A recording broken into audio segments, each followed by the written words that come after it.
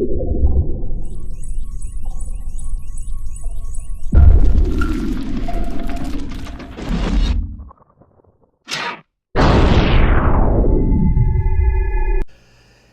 today's video, we're going to be talking about images formed on plane mirrors. And after watching this video, you should be able to understand why images are formed in plane mirrors, and then understand the characteristics that go along with plane mirrors. So let's get right to it.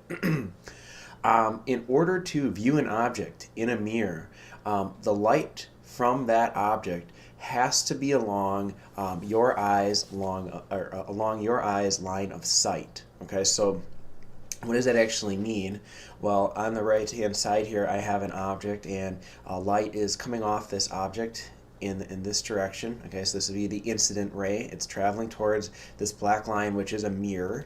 Okay, and as this incident ray strikes the mirror, it follows the law of reflection and reflects off of the mirror. And so here is the reflected light wave, or ray I should say. And here's this guy, and this guy is not able to see this object or the image produced by this object here because his line of sight is not here where the X is. His eyes would need to be where this X is to be able to see this image being produced by this mirror. So right now, if Ray is his name, we're to look at this location here where the image is forming, he would see nothing basically because his line of sight is not lined up with a mirror, which kind of makes sense. I mean, just stand in front of a mirror, see yourself, and then step to the side of the mirror, and then you no longer can see yourself in the mirror, right?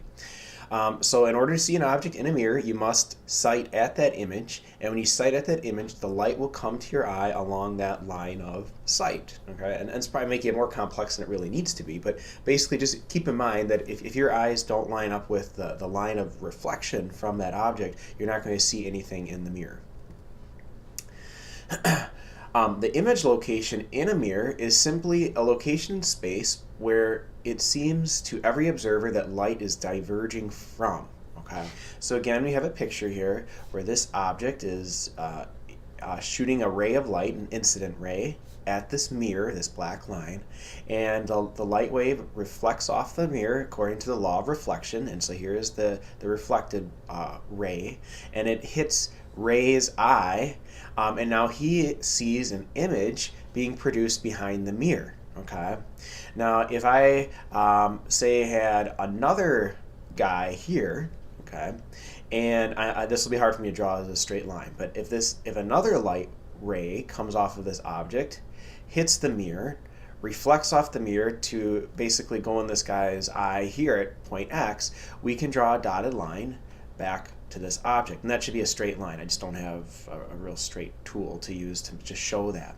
And basically this is the piece that we're talking about where the light is diverging from this image location. Light will be diverging in all different directions. So I mean, like, you could be here to see the image, you could be here to see the image, you could be over here to see the image, and basically where that light is diverging from, that is the image location in a mirror. Okay. Now, some of the characteristics of images in a mirror would be that they are always virtual. Now, what does that mean? Well, a virtual image is basically an image that is formed where the light does not actually reach. It's not real, okay? So here is this mirror, okay? Right, this black line is the mirror, and here's this object that has light rays coming off of it, all these incident rays, and then the red lines represent the reflected rays going to these three individuals' eyes, and they all are seeing an image being produced right here. Okay, now that is a virtual image because no light is actually going beyond the mirror. That's not true, but the image is produced behind the mirror, and that is called a virtual image, an image that's not actually where the light is able to reach. Some other cool things about plane mirrors that you may have noticed is that they create a left to right reversal. Okay, so if I'm wearing my favorite t-shirt that says Veni on it on my chest, and I go stand in front of a mirror, I know that when I look at that t-shirt in the mirror, it's going to look like Enev. Okay, Veni backwards, all right? And so that's called a left to right reversal. Basically, words get reversed when you are looking at them in a mirror, okay? And that's true for any word, okay? The images created in a plane mirror are upright though, okay? So you'll notice like this Veni didn't get flipped upside down so that it would look something like, well, the E would still look kind of the same, and the N would be kind of the same too, so this isn't a real good example. But if I were to do the V would be upside down. Okay, that's not true. Okay, that's not what happens in a plane mirror. They create upright images. So if you stand in your head, the wording would be upside down because you're standing on your head. Okay. For plane mirrors, the object distance, so the distance that the object is from the mirror, is oftentimes represented by the symbol D with a subscript O, DO. And that distance from the mirror is equal to the image distance, which is often represented by DI. And we're going to be using formulas with these terms. So getting these terms in your head is not a bad idea at all. So DO represents the distance from the object's distance from the mirror, and DI represents the image distance. Okay, and these two are equal in a planar mirror. So DO equals DI. All right, and if I were to just draw a quick example here, if this is my mirror right here, and I were to put an object, I'll abbreviate that with object. Actually, I'll call it DO. I should use the symbols. Let's say it's 2 meters away from this mirror. How far back here will an image be produced? Well, it would also be 2 meters, okay, and this would be called DI, okay, because DO equals DI. All right. Plane mirrors produce an image that have a magnification of 1. All right. And so what does that mean? Well, basically, you don't get magnified to appear larger, or you don't shrink to appear smaller. Okay, so 1 in terms of numerical value means that the image is the same. Okay, if it was say like 0.5, that would mean it's half its size. Okay, so it would shrink. And I don't know if you guys have ever gone to like those fun houses or up like in the Dells is where I kind of can think of it, that they have these mirrors that you look really fat or you look really skinny.